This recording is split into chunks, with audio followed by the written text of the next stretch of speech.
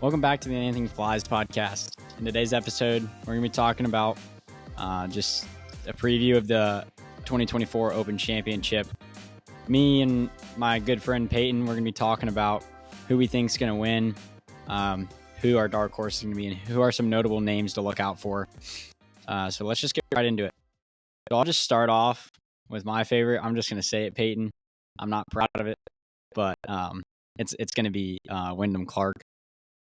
a little bit bold, but I think it's a guy that everyone should look out for. I mean, he just shot 62 on the last round of the Scottish Open, bogey free. He's been a name that has been relevant the whole year. He won at Pebble Beach, which I think is a very similar course to the conditions that they'll play at the links golf courses.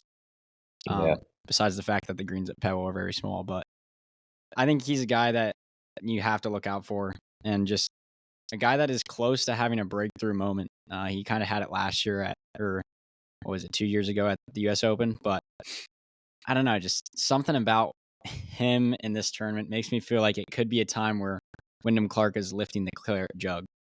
I mean, he has done it before. He has got a major win. And, I did not see you going that way, but that was a good pick. I was making this list, and I just was like, dude, I just can't put down Wyndham Clark. But then I was like, who else am I going to put down? Like, I can't put down Scottie. He never seems to do good in the Opens.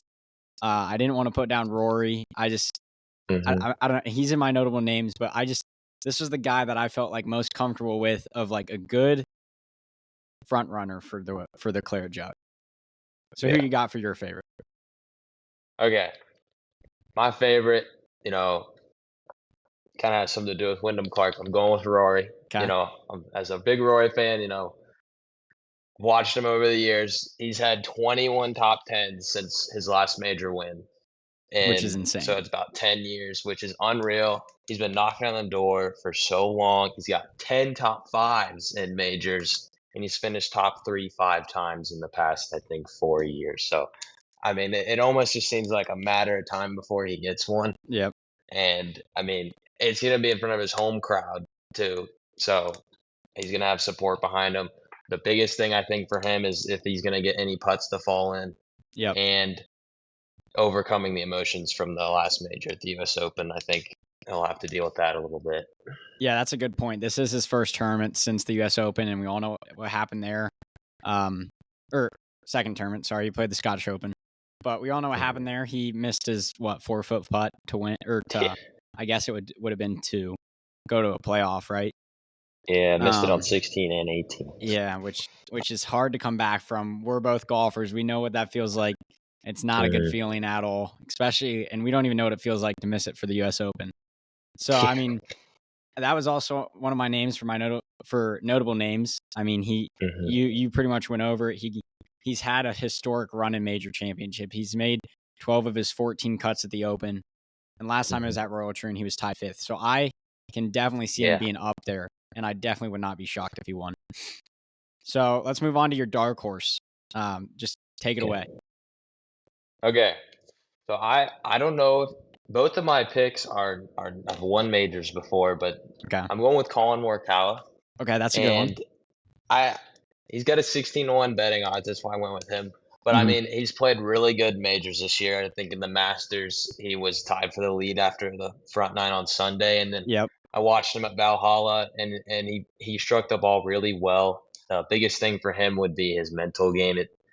It seemed like every time he missed any putts or anything, he got really mad at himself and he couldn't keep his head together. But, I mean, last year he hit the ball over the course of the year better than Scottie Scheffler did this year. And he's improved his putter and around the greens significantly this year in strokes gained. So he doesn't drive it very far, but he drives it super accurately. And, in the Open Championship, you get a lot of rollouts. So I think he's playing really good. He could be a name to watch out for sure. Yeah, that's a good point that you mentioned. He was hot-headed or, like always got mad because I was watching the, last 9 at the Scottish Open, and he was obviously, he was sort of in contention. He was in one of the later groups in Sunday.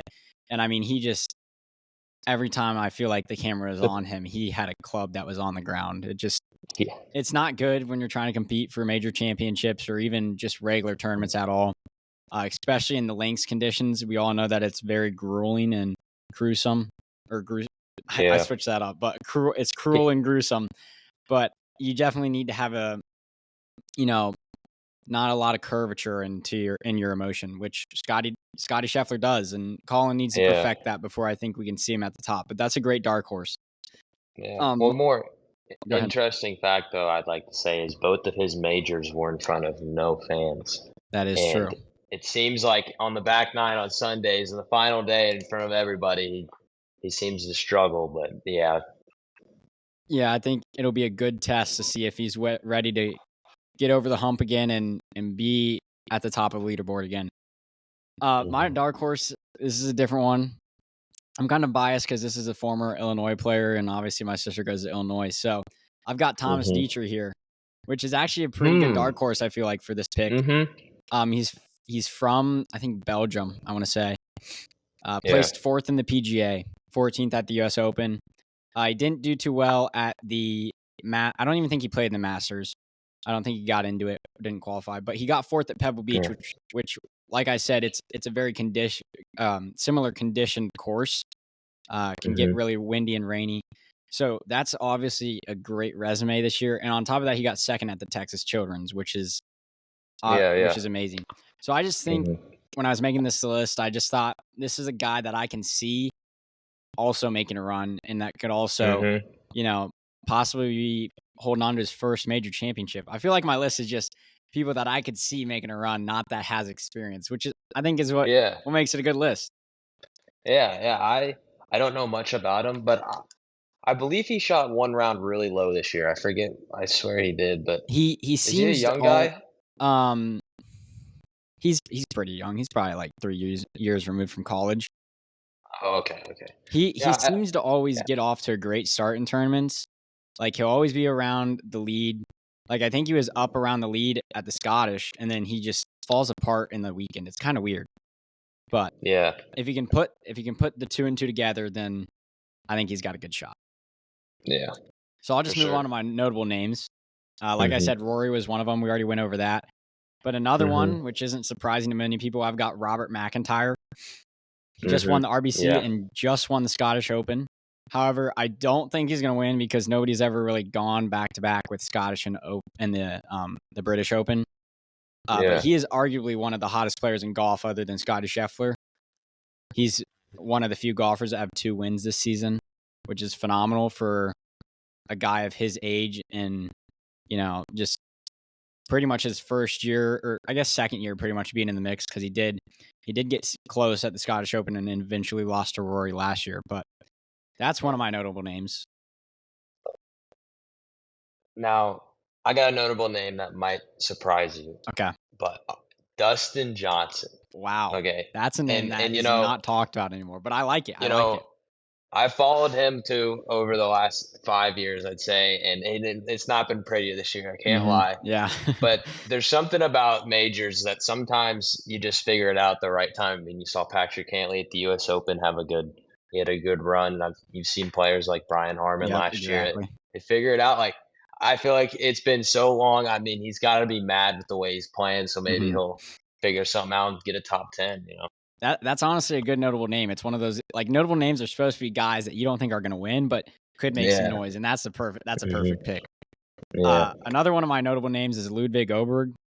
Yep. I don't think he's exactly ready to win a major. I hate to say it. I hate to be the one to say it. He's done phenomenal, though. Don't get me wrong. He seems to always be on the first page of the leaderboard every time he plays. I mean, I can't remember the last time he's played, and I haven't seen him get a top 10. But once again, he's a notable name. I don't think he's going to win. I can see him getting in the top 10, though. So that's my last notable name. So what's yours? He's proved he can finish in the top 10, though. So I definitely could see that. He needs to prove to get top 2 or even win. So he's there. He just needs to go to another level. Yeah. My last one, really only I don't think he's going to win because of his injury, but I'm going with Jon Rahm. Okay. He didn't play in the U.S. Open, so I really don't know how he's doing right now in the majors. But I mean, he's playing over in Europe. He's always played well over there with the Ryder Cup and everything. So Yeah, You that's a never good know. I point. mean, He always seems to do well in the tournaments that are over the pond, as as we say. yeah. I But mean, it's just interesting because we haven't really heard about this guy. He's on live. He didn't play at the U.S. Open because of an injury. So this is really like the first chance that we've seen this guy in about a month, which is very, yeah. very odd for most other people competing in this tournament. I mean, yeah, world number one. So I We'll mean, see if he he's can get got back at the something top. there. I don't know. For Wasn't sure. the last time he was in contention was when he lost to Jordan Spieth at the Open? I feel like that was the last one. He 3-putted on the last hole to go in a playoff and then eventually lost, I believe. No, he 3-putted and lost in regulation. So we'll see how it goes.